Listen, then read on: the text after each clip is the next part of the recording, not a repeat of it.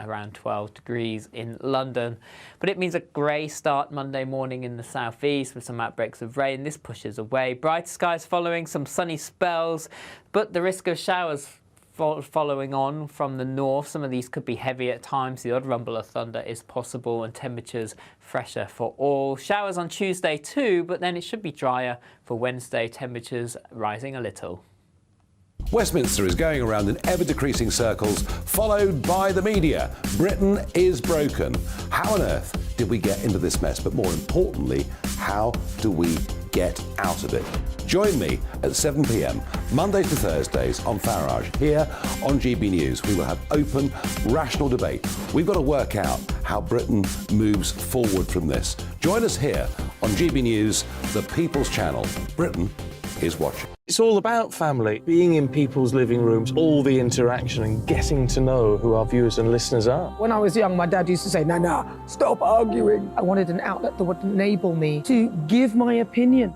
People are going through a really hard time right now, and I know that you don't feel like you're being listened to by the establishment. I came to GB News because it's the People's Channel, and I want the audience to have their say on the events of the day. We're dynamic. We do something different. Democracy shows that the wisdom of the nation is in its people. I get to travel to find out what the story is from a personal perspective. The British people aren't fools. We know when we're not being told the full story. We've got to work out how Britain moves forward from this. It's the best country in the world. The establishment had their chance. Now we're here to represent your views. Britain's watching. Britain's watching. Britain's watching. We're proud to be GB News. The People's Channel. Britain's news channel. So Jubes and Co, we tackle the issues of the day with real robust debate, both sides of the fence, battling it out with me in the middle with my forthright opinions and views. And often really interesting things happen because you start with a position and then by the end of the debate you find actually, well, I might not have thought about that one. What we need in this country is 2 new political parties. You should maybe think about doing a 2024 calendar. I'm Michelle Dewberry and I'm keeping you company right through until 7 o'clock this evening. GB News, the People's Channel, Britain's watching. Join us every night on GB News at 11 p.m. for Headliners, which is 3 top comedians going through the next day's news stories, which is exactly what you need, because when the establishment has gone crazy, you need some craziness to make sense of it. So join us 11 p.m. every night on GB News, the People's Channel, Britain's news channel. Join me, Camilla Tominey, on Sunday mornings from 9:30, taking the politicians to task and breaking out of SW1 to see how their decisions are affecting you across the UK. Bursting the Westminster bubble every Sunday morning, only on GB News, the People's Channel. Britain's watching. I'm Andrew Doyle. Join me at 7 o'clock every Sunday night for Free Speech Nation, the show where I tackle the week's biggest stories in politics and current affairs with the help of my 2 comedian panellists and a variety of special guests. Free Speech Nation, Sunday nights from 7 on GB News, the People's Channel, Britain's news channel. I'm Mark White. As GB News Home and Security Editor, I cover those key issues that are so important to you. Our authorities, our communities doing all they can to combat violent crime. With the public services under unbearable strain, why are we still failing to control our borders? Defence, the first priority of any government, has been continually hollowed out. Can we trust our politicians to protect the armed forces? Join me, Mark White, on GB News.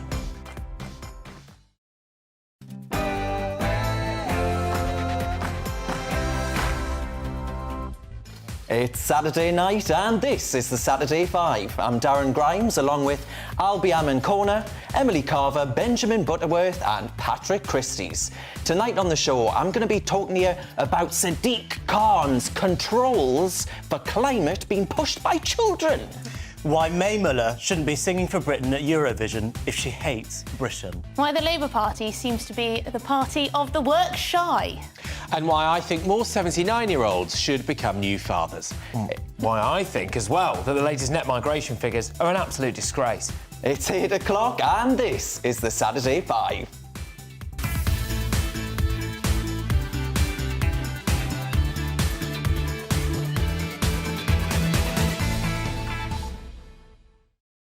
Welcome to the Saturday 5. This is the best Saturday night takeaway that you could order. Expect fiery debates, spicy opinions, and a huge topping of fun. Every week, join Albie, Emily, Benjamin, and myself, along with a guest star. Tonight, it's this parish's very own Patrick Christie's. The premise of the show is simple. Every week, each of us will outline our argument of the day. Then we all pile in and sparks start to fly. As always, we want to know your views as well. Please do get in touch by emailing gbviews@gbnews.uk. But before we start tearing each other apart, it's your Saturday Night News with Tatiana Sanchez.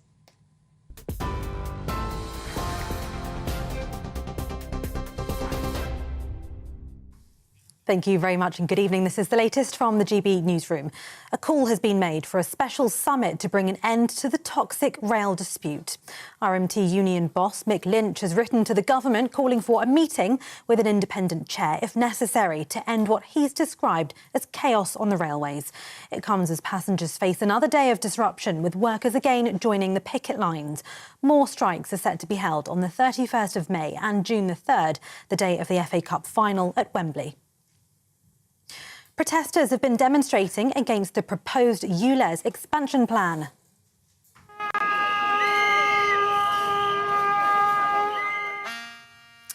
Motorists were beeping their horns in support of the protesters in Orpington. The mayor's proposal to expand the ultra-low emission zone could potentially reach the Kent border by August. Some outer London boroughs, along with Surrey County Council, launched legal action in February over the proposed extension, while protesters say it'll hurt them financially.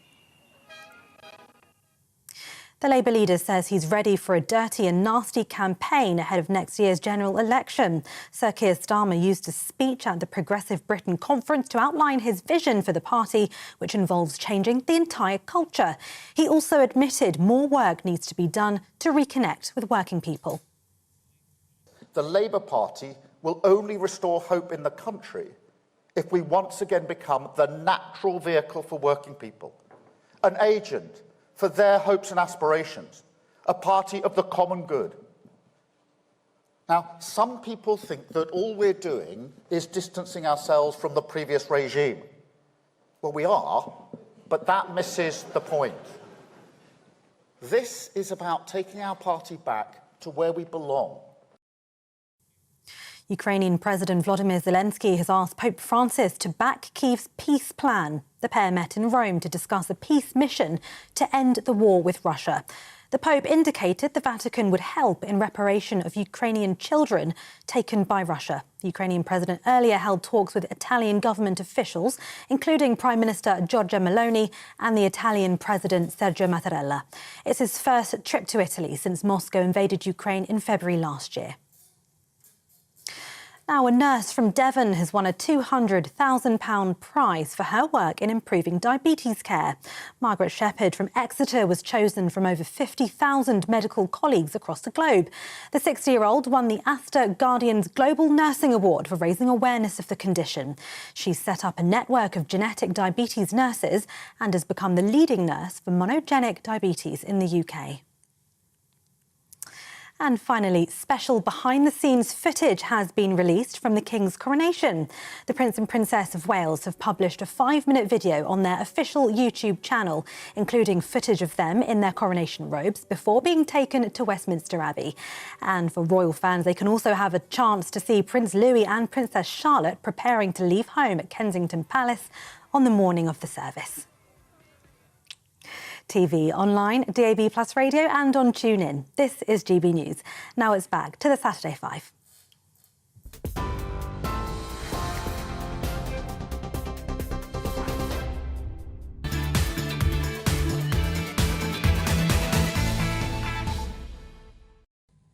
It is Saturday night and you're with the Saturday 5. I'm Emily Carver and I can promise you that you are in for a very lively hour. So let's get straight into it with tonight's first debate.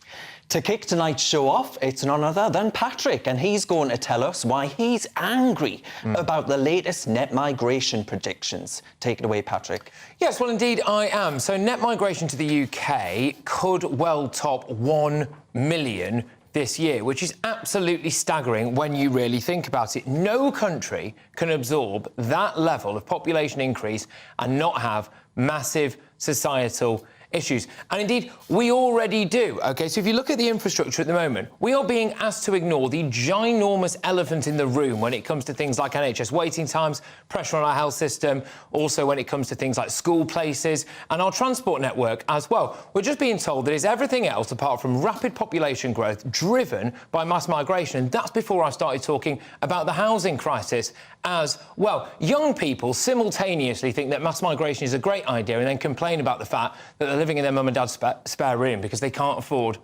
even just a pokey little flat somewhere nearby. These things are not a coincidence, but there's something more to it for me, ladies and gents, more to it than just the way Britain looks on a spreadsheet, because that's always the argument, isn't it, for mass migration? Oh, it's great for our economy. Well, go and look outside. I'm not seeing much of that at the minute. But it's about British culture and our way of living for me. Places, towns, cities, villages right across the country have changed beyond any kind of recognition in the last 20 or 30 years. And I'm not convinced that that has always been for the better. And I just want to say to people, OK, I don't think that you're racist if you don't want your town or your village or your city to end up being dominated by people from different cultures or different countries, because frankly, why would you necessarily want your normal way of life to change? People voted in the tens of thousands for the Liberal Democrats at the local elections, mainly, as far as I can tell, because they didn't want them to allow planning permission to build houses. So it's OK for people not to want their area to change for housing, but it's not OK for them to not want it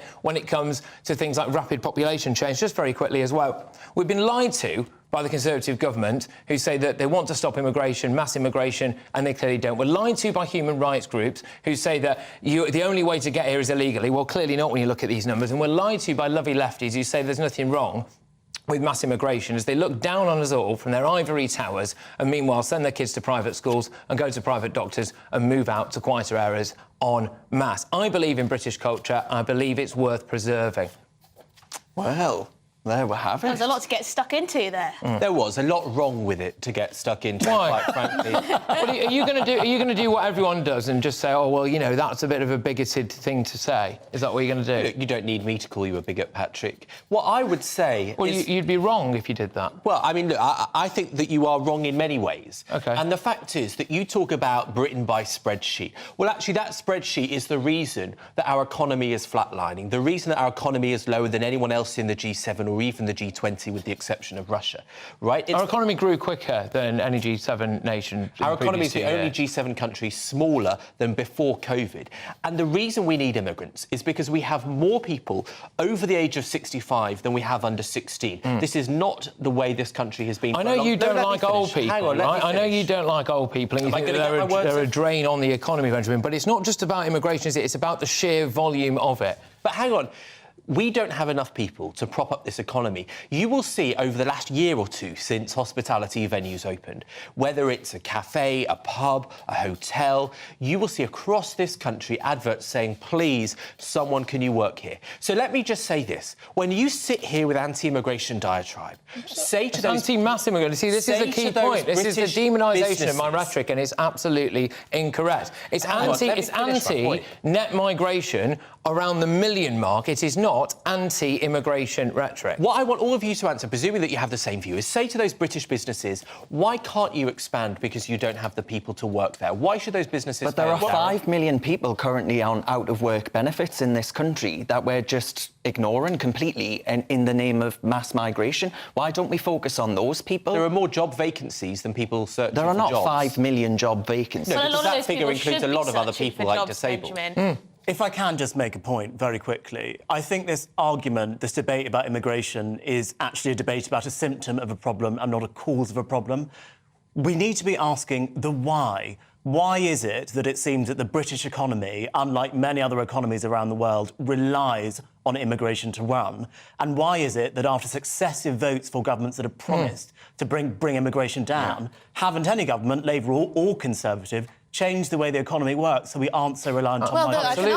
I can answer those questions. New Labour purposefully introduced a policy of mass migration, and then the economy became dependent on it very quickly. But the Tories have been in power for 30 I know, years. I'm getting there. And then Conservative governments have failed consistently to bring those numbers down because they are reliant on mass immigration too. For low-skilled labour, mainly. And I do question how on earth the numbers can be at 1 million, or projected to be 1 million. We don't know exactly what it is this year, but last year it was very high indeed. I can't see how on earth anyone can think that is sustainable. Yeah, and no. I think it's fair enough for Patrick to ask what impact this is having culturally, because there are a lot of people in this country who are worried about the drastic speed of change, and that is totally OK. And just quickly as well, can I just say, it's getting to the point, I think, if that point has not already been reached, where people will start to look and go, well, if it grows our economy's GDP by 0.01%, but it means I completely lose any kind of connection that I previously had with the town or the city where I grew up, and that's to the point where I don't recognise it, I think people are going to start to say, well, I don't care that much. There you go. You'd rather people be poor than have migration. I wouldn't rather people be poor. Can I just dispute the economic point? Yeah. Because I have looked at this, because people always say mass migration, excellent for the economy. It's what Liz Truss said. It's what a large part of the Conservative Party believe. Mass immigration equals higher GDP. Sure.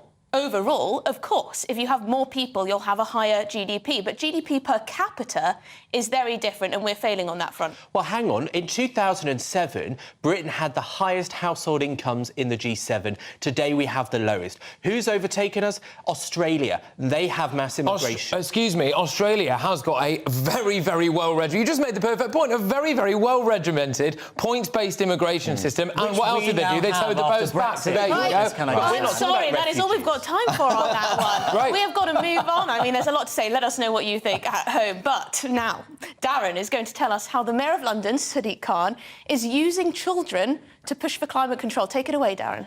Yes, shameful Sadiq Khan's climate alarmism is now utilising your children. Your mums and dads of London may have already been hit by Sadiq Khan's much-hated ultra-low emission zone, paying a daily charge of £12.50, and that's expected to hit an extra 1.2 million people after he expands it, despite public pressure and political pressure for him not to do so. But folks, it's now entered the classroom. Have a look at this piece of propaganda. It's basically like saying I don't believe in lions because I've never seen one. That's just, there's fact that it's there, and just because you can't see it doesn't mean it isn't there. COP26, we walked all around the block and shouted, COP26, what are you gonna fix? COP26, what are you going to fix? Well, not mummy and daddy's bank balance, I'll tell you that much for free. Because if you ask me, this is yet more politicisation of our children. I would hate to be a child today. You're told that you're in the wrong body. You're told that the world is either going to burst into a bowl of flames or you're going to drown to death. And Mayor Khan laughs and pushes it out onto his social media channels. I think it's a damn disgrace. Nearly 1 in 5 children, this is according to BBC News Round, have had a nightmare about climate change, terrified that they're going to die. That's their kids, your kids, and Sadiq Khan is happy to push this nonsense. And guess what? His own advisors have said that the benefits of this ULEZ are barely perceptible.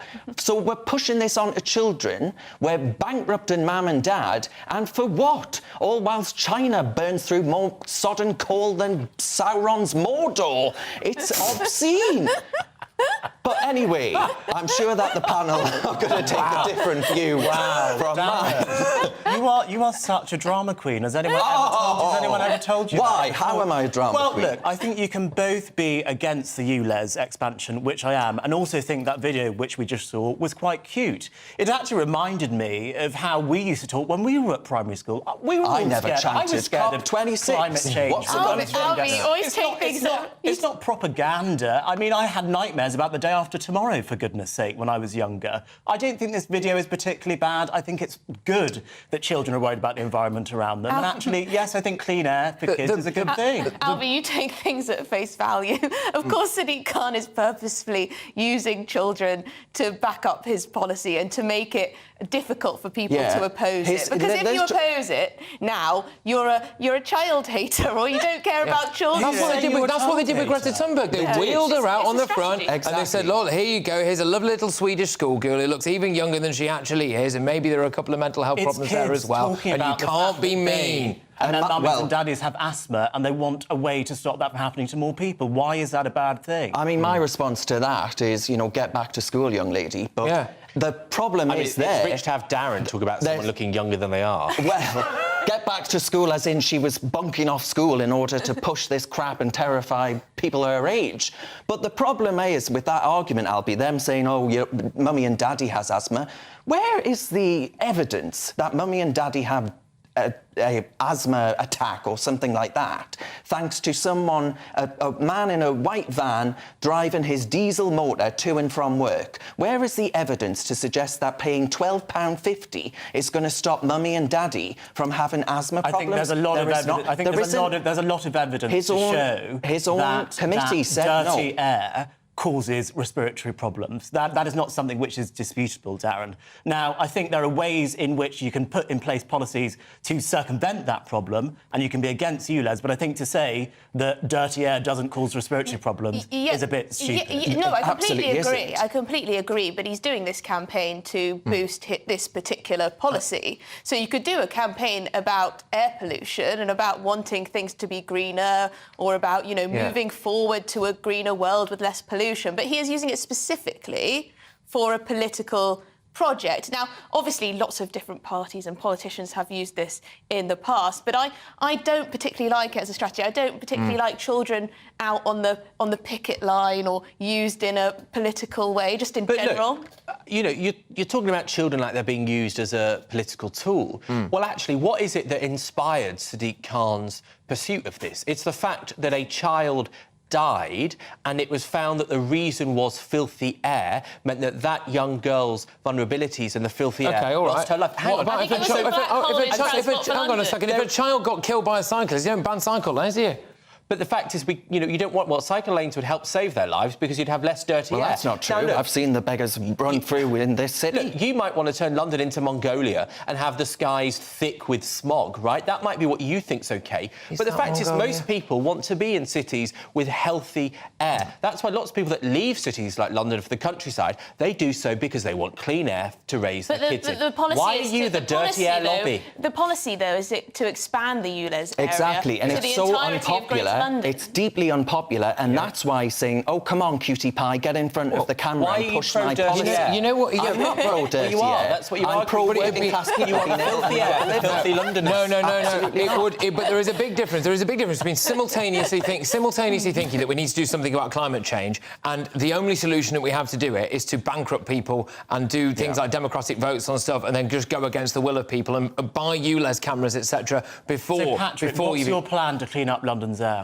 I haven't got a plan to clean up London's air because I wouldn't really do too much about it. Technology is changing all the time. Every time someone updates their car, it doesn't have the dirty diesel, which, by the way, Labour and the EU pushed onto people who are now being charged £12.50 a day just for buying a motor that was pushed onto them by the EU and Labour. My plan to clean up London's air would be to go to China and places like that and try to get them to do something about it. But there's just How would China cleaning up? Because it doesn't matter what we do in this country to fight climate change as long as countries like China don't do anything about it over there, and they're not doing anything about it over there. Two separate problems. Clean air is caused by the exhaust fumes from cars in Britain. Right. Climate change is probably mostly caused by fumes coming from China. We're talking about... Well, dare I say it, Albie, we might be merging topics here because massive population increase isn't going to help with that either, is it? Look, first of all, when people say ULEZ, I think they're giving me a homophobic insult. It's a terrible name.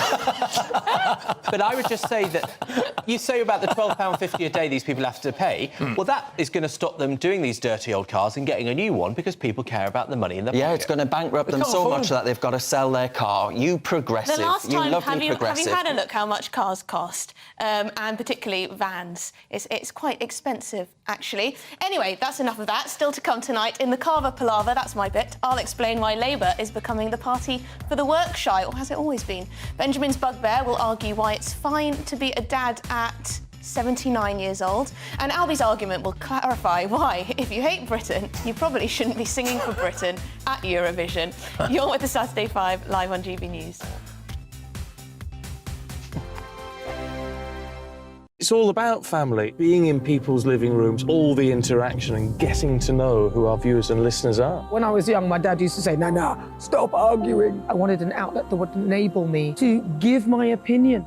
People are going through a really hard time right now, and I know that you don't feel like you're being listened to by the establishment. I came to GB News because it's the People's Channel and I want the audience to have their say on the events of the day. We're dynamic. We do something different. Democracy shows that the wisdom of the nation is in its people. I get to travel to find out what the story is from a personal perspective. The British people aren't fools. We know when we're not being told the full story. We've got to work out how Britain moves forward from this. It's the best country in the world. The establishment had their chance. Now we're here to represent your views. Britain's watching. Britain's watching. Britain's watching. We're proud to be GB News, The People's Channel. Britain's news channel. So Jubes and Co, we tackle the issues of the day with real robust debate, both sides of the fence, battling it out with me in the middle with my forthright opinions and views. And often really interesting things happen because you start with a position and then by the end of the debate you find actually, well, I might not have thought about that one. What we need in this country is 2 new political parties. You should maybe think about doing a 2024 calendar. I'm Michelle Dewberry and I'm keeping you company right through until 7 o'clock this evening. GB News, the People's Channel, Britain's watching. Join us every night on GB News at 11 p.m. for Headliners, which is 3 top comedians going through the next day's news stories, which is exactly what you need because when the establishment has gone crazy, you need some craziness to make sense of it. So join us 11 p.m. every night on GB News, the People's Channel, Britain's news channel.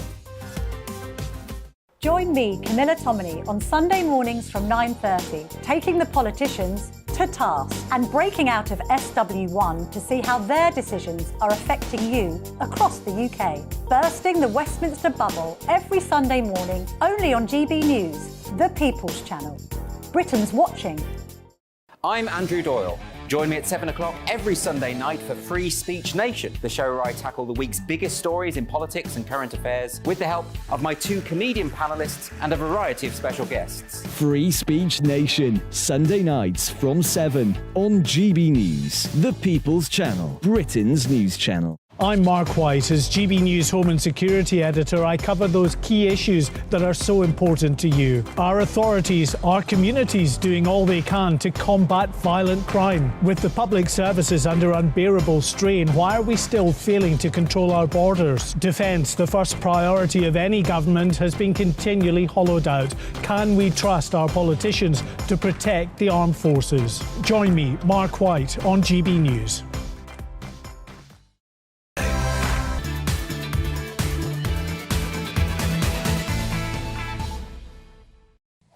Welcome back to the Saturday 5. As always, cheers very much for all of your emails about tonight's topics. Pam has written in and she says, "Great speech, Patrick. I don't know what planet Benjamin is on. Planet woke, Pat. I can't remember the last time, if ever, I have agreed with him." Well, there we are. Gary says, "Simple question. What evidence does Benjamin..." Oh, we're picking on Benjamin now. What evidence does Benjamin have that migrants end up in employment? Oh. Well, there we are. And I've got another email saying how lovely we all look, especially Emily. Hey, why didn't you read that one out? It said I look fabulous. It's time for our next debate. Emily does look lovely. Emily does look lovely. Up next, it is the lovely lady herself, and she's going to tell us where she got her dress from. She's going to tell us her views on Labour after new policy documents have been leaked. Should it be a legal right, to work from home? Yes, so I was scratching my head this afternoon thinking about whether the Labour Party is the party of the working class or actually the party of the work shy. According to these leaked reports, they've been, writing up ahead of the next election their manifesto pledges, and there's quite a lot to do with workers' rights. They want to make it a legal right for you as a worker to be able to work from home. They also want to ensure that your boss can't WhatsApp you, email you or phone you out of working hours. And to add to all of that, they want to make it easier for people to strike. They want to repeal legislation that has made it a little bit harder for people to get out on the picket line. Now, I'm wondering, how is this going to serve our economy? We know we've got stagnated growth. We know the economy isn't going upwards. We're not growing as we should be. So why don't we just let everyone work at home, do whatever they want, make it harder and harder for businesses to turn a profit. It does not make sense to me. It seems like Angela Rayner, who seems to be the person behind all of this, it seems like Angela Rayner has just got in front of her computer and copied and pasted a TUC press release, because that's where I think I've seen these ideas before. How on earth will it be policed? How much will legal action cost? What will the impact be on the economy? Businesses, and also the irony is that businesses far and wide are already falling over each other to give people flexible working when they want it. So this doesn't make sense. It adds additional burdens to everyone, and I think Labour is the party of the work shy. Well said, Emily. Do you know what, Emily? I wish people like the Labour Party, even the Conservatives, would be brutally honest with people about just how bad the situation is as far as the economy is concerned, right? Productivity's nosediving, the debt to GDP ratio, 100%, nearing that. And post-COVID, right, everyone was calling for it to be longer and harder. This is what we've all got to suffer with. But also, it seems like the Labour Party is, if they are the party of working people, they're certainly the party of those sitting behind desks in offices. Because let's be real here, this is only going to apply for people in office jobs. What about the traditional working class, i.e. people who have to actually leave the house to do their work and to earn any money? It just does not make sense to me why this should be a priority at all. We already have one of the most regulated labour markets out there. We already have tons of rules for businesses to follow. Benjamin, go on, give me your view. Do you think this is a good thing? Would you vote for these policies? Yes, absolutely. And the truth is that, I'm sorry, Emily, but you're completely behind the times.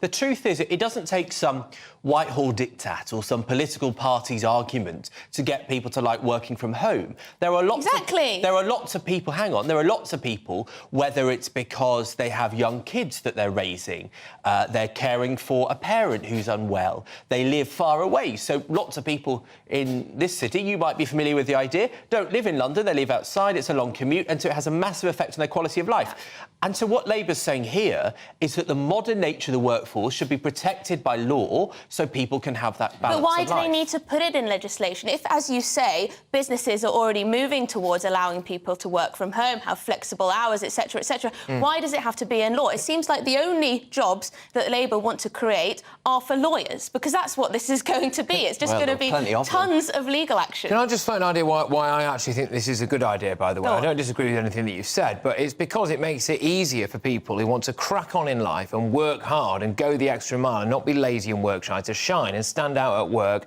and actually get promotions. You know, who is the boss going to promote? Is it the person who puts a suit on every single day and turns up to work and doesn't go on strike and doesn't mind the boss texting him a bit out of hours and who says yes to everything and who goes the extra mile? Or is it that person sitting at home with blue hair, wearing a caftan, drinking herbal tea, saying, "Oh my gosh, my boss WhatsApped me at 6 p.m. Jog on. Patrick, I don't have blue hair, I don't wear caftans, but I do work from home a lot. And I completely detest this idea that people who work from home are somehow lazy or work shy. You know, some of the most productive, innovative companies in the world, tech companies, have had flexible working for decades. We're talking about the Googles of the world, the Facebooks, the Teslas. OK, fine, it doesn't apply to sort of more manual labourers, but obviously that's not what this policy is for.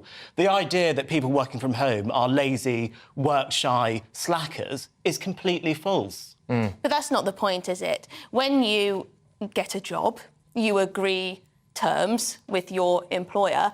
I don't think it's for the government to dive in head first and decide exactly the criteria and what is included in that contract between you and your employer. If you want a flexible job, as you've said, Albie, there's lots of options out there.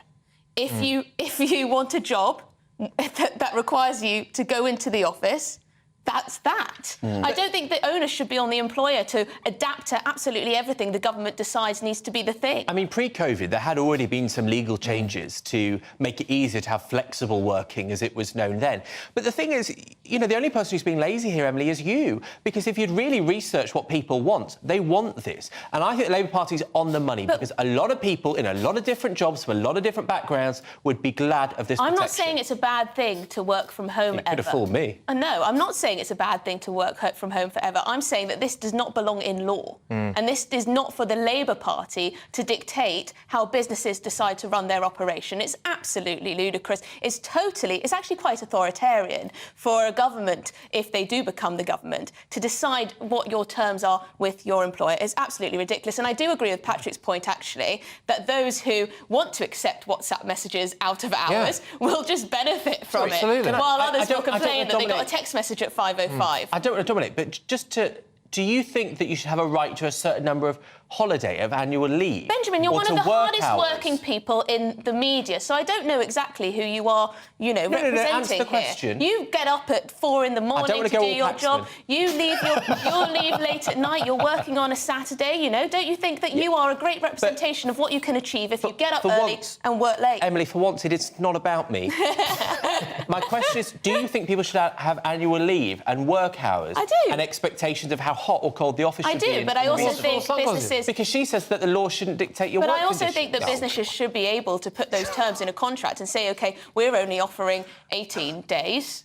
Are you happy with that? Don't sign the contract. And what I would say, we're all young people, right? How many conversations have you had with employers that you've worked for in the past around the water cooler, all the rest of it? You've built up reputations within the company. Absolutely. How many young people are going to have those opportunities if they're sat behind a desk at home Also, in their it's porty miserable. flat? I genuinely think it is bad for mental health to be stuck at home too much, especially if, as most millennials and Gen Z are, stuck in cramped, housing with 6 mates. It's not really the best place to work. I mean, ultimately, it should be a choice, right? It should be a choice for the employer, so it shouldn't be mandated in law, and a choice for the employee. Well, there we go. On that note, still ahead, Benjamin's bugbear on why men should follow in 79-year-old Robert De Niro's footsteps and father a baby. And then Albie will argue why our Eurovision act, Mae Muller, should be ashamed of herself. You're with the Saturday 5, live on GB News.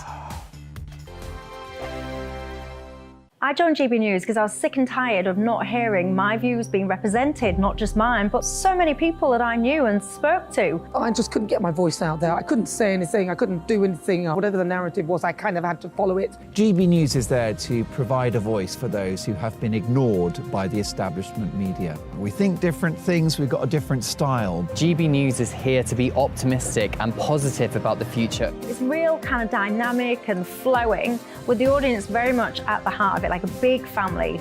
Here at GB News, we talk about the things that matter to you. Hearing the voices from right across our towns and cities, especially our towns. All sides of the argument represented with a heavy dose of opinion. We're on a mission here to make a difference. And the GB News family really is here for you, and whatever time of day you can watch or listen. Britain's watching. Britain's watching. We're proud to be GB News. The People's Channel. Britain's news channel. Westminster is going around in ever-decreasing circles, followed by the media. Britain is broken. How on earth did we get into this mess? But more importantly, how do we get out of it? Join me at 7 p.m, Mondays to Thursdays on Farage, here on GB News. We will have open, rational debate. We've got to work out how Britain moves forward from this. Join us here on GB News, the People's Channel. Britain is watching. You've probably seen politicians interviewed 1,000 times, but we do it differently. We find out who they really are, we don't shout, we chat, and hopefully we bring a bit of light, not just heat. Did you know Kate Moss? Apparently. Do you have a pair of jeans or a pair of jeans? No, of course I don't. What would I do with them? My friends are like, oh my God, what's she doing now? Join me every Sunday at 6 for Gloria Meets, only on GB News, the People's Channel, Britain's news channel. I'm Simon Evans. Join me on GB News for Headliners at 11 p.m. What's the scoop? I'll be joined by 2 of the country's top comedians. That's right. As we take a look at tomorrow's newspapers tonight. We're going to get into trouble. If it's a big story, we'll be covering it. Spill some tea on him. There we go. But we'll also have some fun. I wouldn't stick up a bank. My father didn't love me. So anyway. Headliners every night from 11 on GB News, the People's Channel, Britain's news channel. Monday to Thursday, 9 p.m. till 11 p.m. Join me, Dan Wootton. I'll bring you the sharpest takes and hottest debates. Do you not believe in prison? I don't believe in prisons. I'm completely stunned. I guarantee you there'll be no spin, no bias, no censorship. I actually was personally quite offended by it. And no reason to go to bed. So I guess they've always been quite woke. That's Dan Wootton tonight on TV, radio and online. Monday to Thursday from 9 p.m. till 11 p.m. on GB News. The People's Channel, Britain's news channel.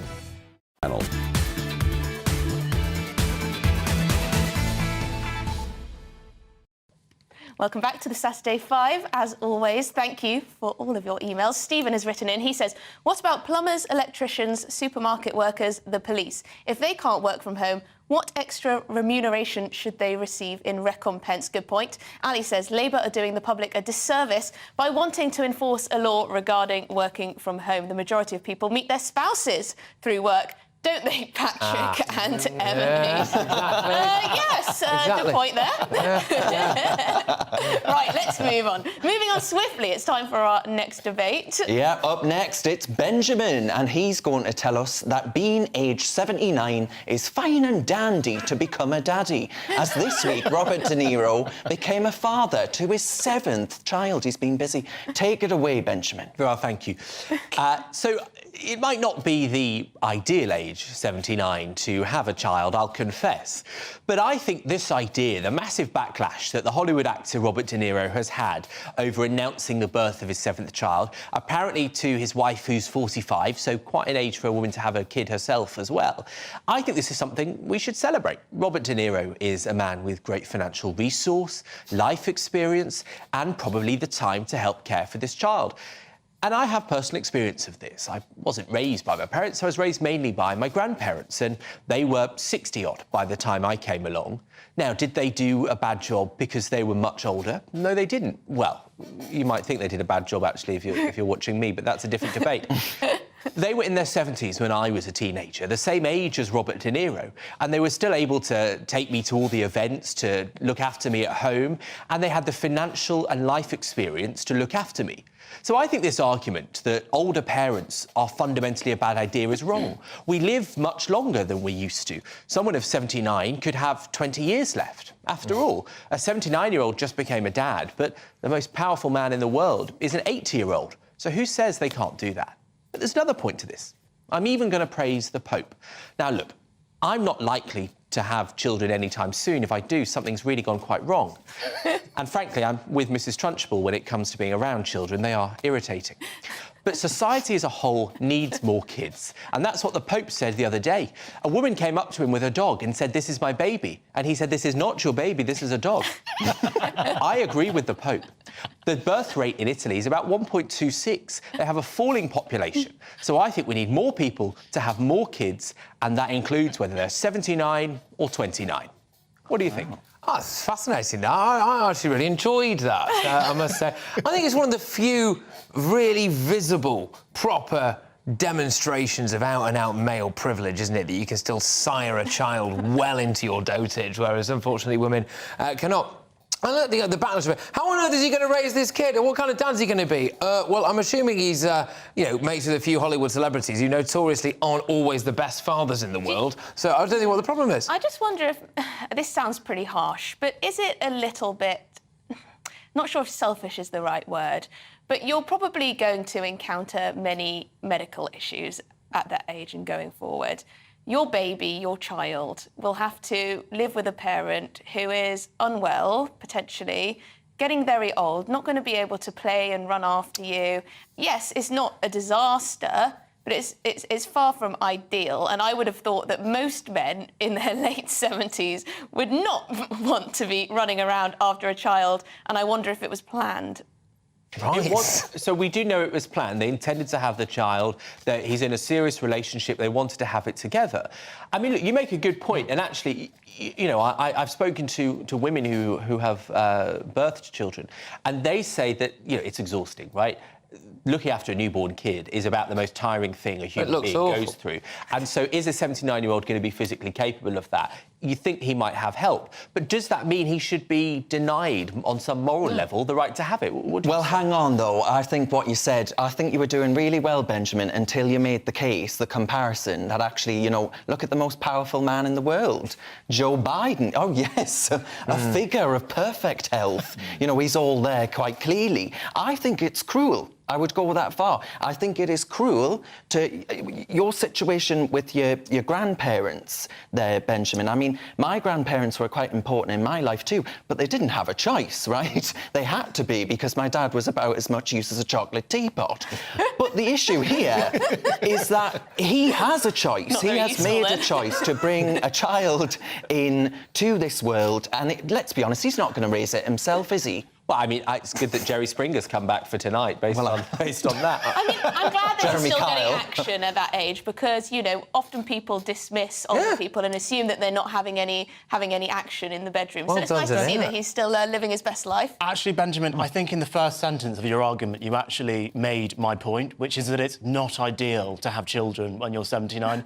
Of course it's not ideal to have children when you're 79. Why can't we just say that without it turning into a big hoo-ha and us all have to have a debate about it? It's not ideal. It's more ideal to have a kid at 29 than 79. Agree or disagree? Well, yeah, but that's a question about ideals, whereas I think a lot of people and a lot of the commentary about Robert De Niro's octogenarian fatherhood has been that it is simply wrong. And I don't accept that, because this idea that people of that generation, of that age, can't be loving, can't raise a child, don't have a lot to pass on to a new generation, I think that's totally unfair. It's quite a lot to put on the woman in the relationship, though, isn't it? Because presumably at 45 she'll have to do most of the heavy lifting, if not financially, but in terms of actually, although they'll probably have nannies to Well, this is the thing, right? This is kind of the reason why I actually, and I mean this with no disrespect to the word, fundamentally don't care about Robert De Niro having a child. He could have had triplets for all I care, because they'll have millions in the bank from the moment they're born. They'll never want for anything. They'll probably have the best education ever.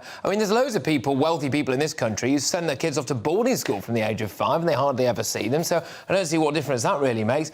And also, they'll have help around the home as well, won't they? And what I would say is, given the rate at which we're all staying at home because we can't afford to move out of mum and dad's house, we're all going to be having kids when we're 79. I think that's... To be fair, there is an argument to say, if he's biologically capable of having a child, which clearly he is, then it can't be wrong. Well, look, because it happened. But there was the other part to this, which was the Pope saying that we just need more kids generally, wherever they come from, right? You know, we've talked about immigration tonight. Obviously, an alternative is to have the native population. I think, Albie, you've spoken about this. Do you not think that we need more kids, full stop? Absolutely. I mean, I had a debate with a distinguished journalist on another channel, a far lesser channel, about this very issue. And actually, we do need to be having more children, not just in Italy, but in the entire Western world, because it actually goes to mitigate some of the problems of an ageing population and a shrinking labour force, which causes us to rely so much on immigration. I feel a lot of pressure on this all-male panel. I mean, we should all be aspiring. Yeah, lads. 79. Yeah. And got to have them before you're 35, you know. Better get cracking. Do you think it's fair, though? Do you think it's a lot of pressure? Because it is quite a lot of pressure to get everything done before you're ready to have children. And a lot of women your age, are they thinking about kids? Do you think it's unusual? To be honest, I don't know if it's just the friends I keep, but I'd say the majority have not had children. So hopefully they will, though. That would be nice. Anyway, we must move on to pondering whether I'll have children or not. Still ahead, Albie's argument will state why Britain-hating Mae Muller probably shouldn't be singing for Britain. You're with GB News. You're with Saturday 5, live on GB News.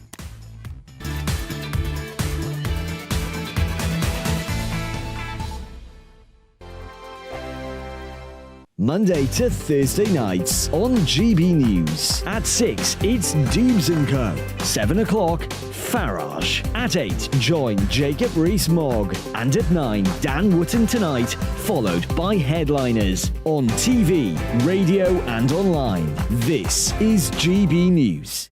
First and foremost, I am a GB News fan, and I was before I was working here. Just love the fact that we're asking the questions that a lot of establishment media won't ask. With a bit of a twist, we not only want to inform you, but we want to keep you entertained. It's worth the drive because you get in and the team's all ready and waiting, they're itching to go, and it's a proper little family. GB News is the people's channel. It's the audience that makes the programme sing. We're giving our viewers and our listeners a voice. I see the thousands of your letters, tweets, emails, you name it, coming in. Britain is broken.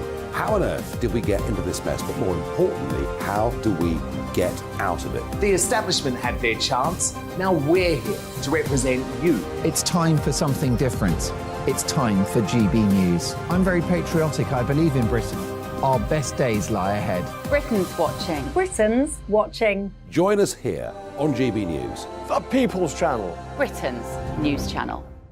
Join me, Patrick Christie's, Monday to Friday, 3 till 6. We tackle the day's news agenda like you've never seen before. It's high tempo, high octane, the most controversial topics, and the best guests. You will not be able to take your eyes and ears off it. I'm not afraid to ask the questions that you really want answered. 3 till 6 p.m, Monday to Friday on GB News, the People's Channel, Britain's news channel. GB News has its own late-night paper preview show, Headliners, where comedians take you through the next day's top news stories. You don't have to bother reading the newspaper, we've got it covered for you. Headliners, every night at 11 p.m. and repeated every morning at 5 a.m. We won't send you to sleep like some of the other paper review shows out there. GB News, the People's Channel, Britain's news channel. Start the day with GB News. We catch up on all the big stories you didn't hear the night before. And take a look at what the world's talking about this morning. That's right, Monday to Thursdays from 6 o'clock. It's Breakfast with Eamon and Isabel. Straight after breakfast, join us, Bev Turner and Andrew Pearce. We're going to take you through till noon. We'll be tackling the big topics of the day, including the things that the other channels just won't talk about. If it's happening here. Wake up to mornings on GB News, the People's Channel. Britain's news channel. I'm Jacob Rees-Mogg, the Member of Parliament for North East Somerset and a former government minister. For years, I have walked the corridors of power in both Westminster and the City of London. We need to have the arguments, the discussions on how we make it better. Crop failures, famine, war, suffering on a scale completely unimaginable. We are putting the cart before the horse. As Charles I said at the scaffold, he was the true defender of liberty. Yeah, I've completely derailed the conversation. Join me Monday to Thursday at 8 p.m. on GB News, Britain's news channel.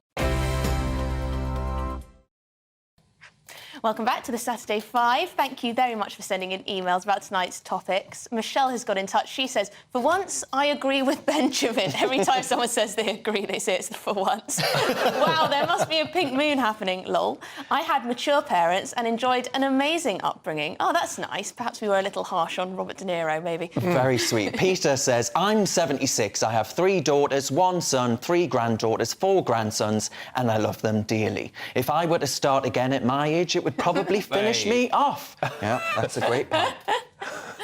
Now it's time for our next debate. Up next, folks, it's going to be Albie, and Albie's going to talk about why Mae Muller of Eurovision fame, or lack thereof, should be ashamed of herself. Off you go, Albie. So Tap Music, the music management company that picks our Eurovision contest act every year, has 4 criteria for the artist. Well, you might think one of those criterion might be a love for this country. Now, I don't understand how anyone going to represent Britain on the international stage at Eurovision could tweet something even 2 years ago about how they hate this country. Now, May argues that it's been taken out of context. She tweeted, I hate Britain. I don't know what other context you need, to be honest. Now, I'm all for free speech, but I think it's important that if you're going to represent Britain on the international stage, that you believe in this country. So, May, I wish you well this evening, but watch your mouth when you're not singing a song.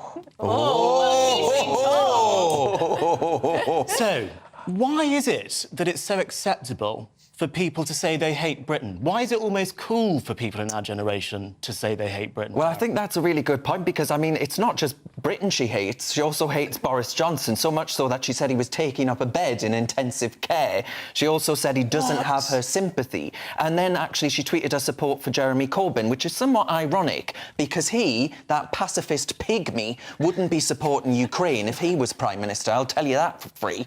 And, of course, Eurovision tonight is all about Ukraine. But I think the reason a young generation hate this country is because it starts in schools, right? It starts in our schools. It starts with your Mayor Sadiq Khan in that clip I was talking about earlier in All My Wisdom. And actually, I think that's what's responsible for all of this. That and the fact that she lives in Islington. Yeah, can you imagine if she'd tweeted something about how much she loved the Tory party or about how much she loved Boris Johnson? They wouldn't or how choose much her. She hated her. There's no way she'd be representing Britain at Eurovision. No. There's absolutely no way whatsoever. I mean, I think that's conspiratorial nonsense. Frankly, if she said she loved the Tory party and Boris Johnson, she'd probably be on this panel. You know, the truth is that this is a freedom of speech issue, and you said, I care for freedom of speech, but... Right? That ain't how it works, mate, OK? She has a right to say that. And the truth is... Hang on, you say freedom of speech doesn't mean freedom from consequences or whatever rubbish. Yeah, I do, but this is just a silly tweet from someone who was young. This is archaeology of people's social media. Benjamin. Get over it. Benjamin. She's a 25-year-old woman. She's around a similar age to us. This was 2 years ago, so she was 23. She tweeted, I hate Britain.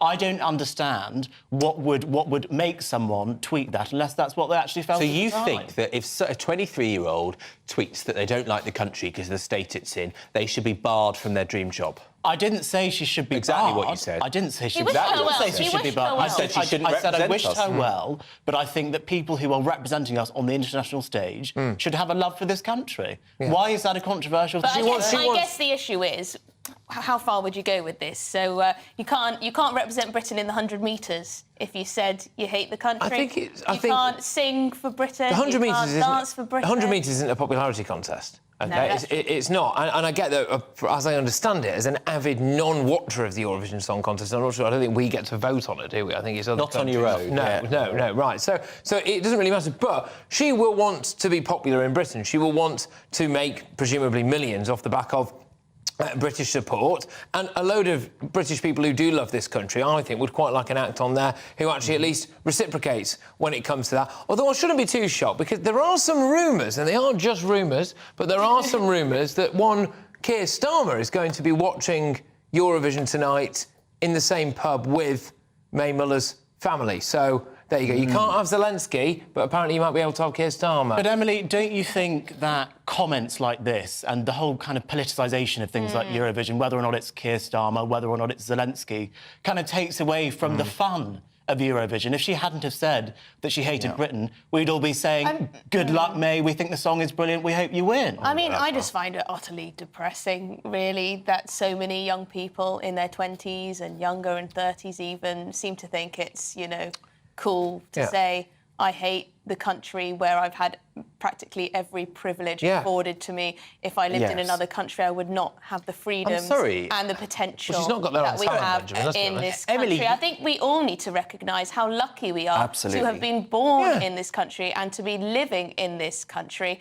You really can have success and you really can live a safe and secure life in this country, by and large. And I think people should just have a look at themselves and stop watching TikToks about how awful this country is and stop Instagramming about how terrible absolutely everything is and actually realise you're pretty lucky. Well, that's Benjamin's column for the week. I don't think you should have a patriotism litmus test in order to get a job, right? That's not a good way for this country to work. We're not America. That's not how we do things, right? And you say, why do young people not like this country? Well, when they've had the right to live in countries across the EU taken from them, when they've had, if you're my age, in fact, all of our ages, you've had 2 recessions in your adult life, OK? When you've had flatlining pay from your job so you can't afford to live, when you've got sky-high rents, when you can't buy a house because nobody's building anything right? They're entitled to be angry at where this country You were talking about your grandparents earlier on and older people. You know, when our grandparents were growing up in the 40s and 50s, in the post-war period, do you not think they had more to be upset about than we do currently? And they would never have said, I hate this country, because they were living in a house which was falling down and bomb debris everywhere. But, you know, your measure of Britain doing well might be literally being at war. Maybe that's the only comparison that this Tory government could say they had a worse time than what we've had in the last 13 years. But frankly, I think it is patriotic to criticise your country when it's wrong, to say it's not doing a good enough job for young people. Well, if she wants to say say that, she can say it. I don't hate this country, but I think there's a lot of problems, and people are entitled to call those problems out. She even said in an interview in The Times more recently that her comment was not ideal. So there seems to be some acceptance even from May, Darren, that actually what she said was wrong. Yeah, well, I mean, yeah, an acknowledgement because of the pressure around it, right? Because actually this became a story, a national story, and she was shamed into saying, I actually regret what I said. And I think she should, actually, because I think saying someone doesn't deserve a bed in intensive care is disgusting. But anyway, good luck to her, I guess. Thanks very much to my brilliant panel. That's it for tonight. Cheers for watching. Next up, it's the brilliant Mark Dolan. Hello there, I'm Greg Dewhurst and welcome to your latest GB News weather forecast. As we move into Sunday, we'll see rain across the north and the west of the UK. Sunny spells holding on for much of England and Wales. We can see that on the bigger picture, this weather front slowly pushes its way southwards through Sunday and then across England and Wales into Monday, introducing fresher air from the north behind it. So towards the end of Saturday, it's generally fine and dry for much of the UK. Low cloud continues to slip back southwestwards across England and Wales. And here's that weather front across Northern Ireland, northwest Scotland, giving some outbreaks of rain during the early hours. Under any clear spells, temperatures will dip into single figures. Where we keep the cloud and the rain, it will remain in double figures to start on Sunday morning. So a wet picture across Northern Ireland, Scotland during the morning. England and Wales after a cloudy start. It should brighten up. We'll see some hazy spells of sunshine developing. We could see 1 or 2 showers get triggered in the afternoon in the warmth of that sunshine, highs reaching into the low 20s. Fresher behind this weather front as it turns drier for Northern Ireland, northwest Scotland.